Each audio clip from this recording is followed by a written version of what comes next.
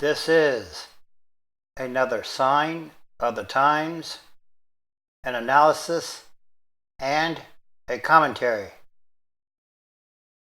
More extreme weather ahead in coming decades, report says.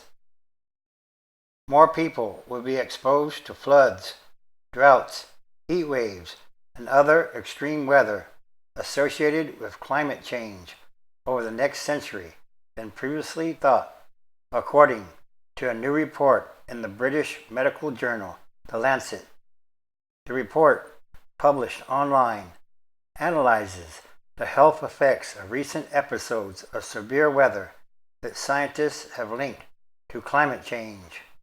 It provides estimates of the number of people who are likely to experience the effects of climate change in coming decades, based on projections of population and demographic changes.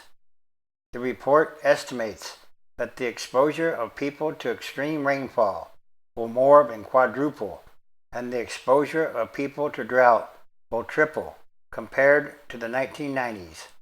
In the same time span, the exposure of the older people to heat waves is expected to go up by a factor of 12, according to Peter Cox, one of the authors, who is a professor of climate system dynamics.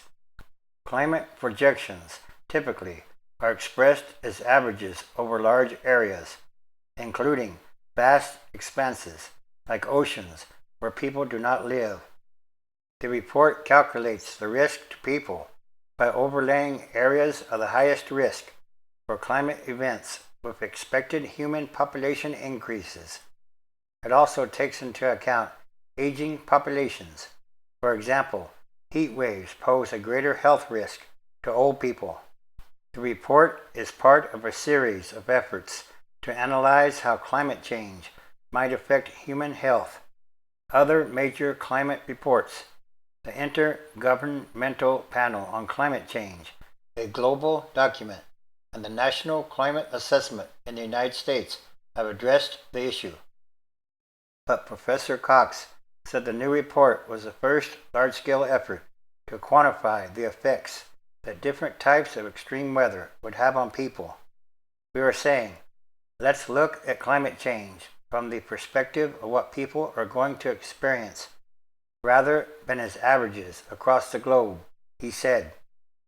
We have to move away from thinking of this as a problem in atmospheric physics. It is a problem for people. The Lancet first convened scientists on the topic in 2009 and produced a report that declared climate change was the biggest global health threat of the 21st century.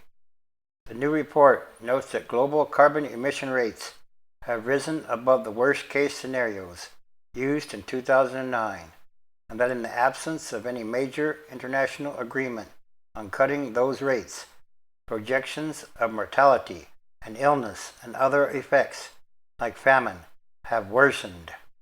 Everything that was predicted in 2009 is already happening, said Nick Watts, a public health expert at the Institute for Global Health at University College London, who led the team of more than 40 scientists from Europe, Africa, and China that produced the report.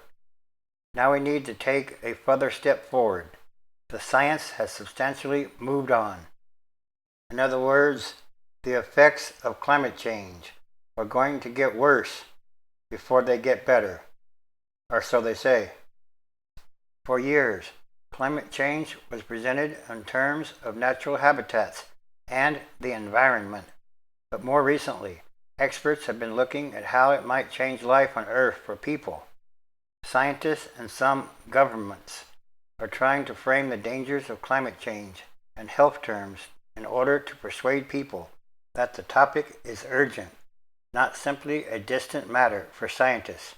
Governments around the world are preparing for a United Nations summit meeting on climate change in Paris in December to discuss new policies to limit greenhouse gas emissions.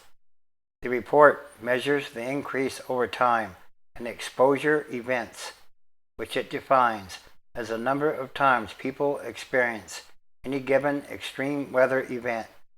By the end of the century, the report estimates the exposure to heat waves each year for older people around the world is expected to be around 3 billion more cases than in 1990. The number of times people of all ages are exposed to drought would increase by more than 1 billion a year.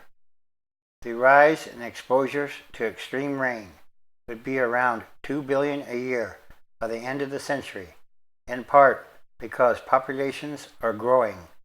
Even without climate change, the health problems that come along with economic development are significant, the authors note. About 1.2 million people died from illnesses related to air pollution in China in 2010, the report said. Most broad climate reports do not go further than explaining the science, but much of the Lancet report is dedicated to policy prescriptions to slow or stop climate change and mute its effects on health. It notes that using fewer fossil fuels is no longer primarily a technical or economic question. It is now a political one, and urges governments to enact changes that would accomplish that. And to end related news, heat wave in Pakistan hits slums the hardest. An intense heat wave has left at least 260 people dead over 3 days in southern Pakistan, mostly here in the port city of Karachi, officials said, prompting the government to declare an emergency at hospitals and to ask the military to help respond to the crisis. Unusually high temperatures, reaching up to 111 degrees Fahrenheit or 43.8 degrees Celsius, have led to heat stroke, dehydration, stomach-related pains, and low blood pressure among residents, hospital officials said. So then, in other words, climate change is increasing and happening more and more. So they say. Also, UNICEF report describes grim trends for the poorest. UNICEF has warned of what it described as grim trend lines for the world's poorest children over the next 15 years, saying in a new report that many millions face preventable deaths, diseases, stunted growth, and illiteracy. The forecasts in the report by UNICEF, United Nations Children's Fund, suggested that despite reductions of poverty and other deprivations in underdeveloped countries since 2000, as seen in improved national averages, those statistics had obscured a worsening trend among the poorest segments of their populations and may have impeded overall progress. The report was described by UNICEF officials as its final report card on whether children had been helped by the so-called Millennium Development Goals, a group of benchmarks established by the United Nations in 2000 for measuring progress in reducing poverty, hunger, child mortality, gender inequality, illiteracy, and environmental degradation by the end of 2015. These goals are to be superseded by the Sustainable Development Goals, a group of benchmarks for measuring further advances by the end of 2030, which will be a major theme at the General Assembly annual meeting in September.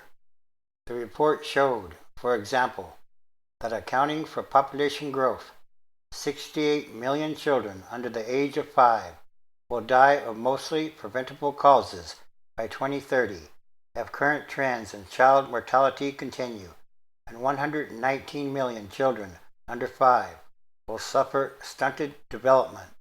It further showed that under current trends, 500 million people, more than the population of the United States, will be practicing open defecation in 2030, posing serious health risks.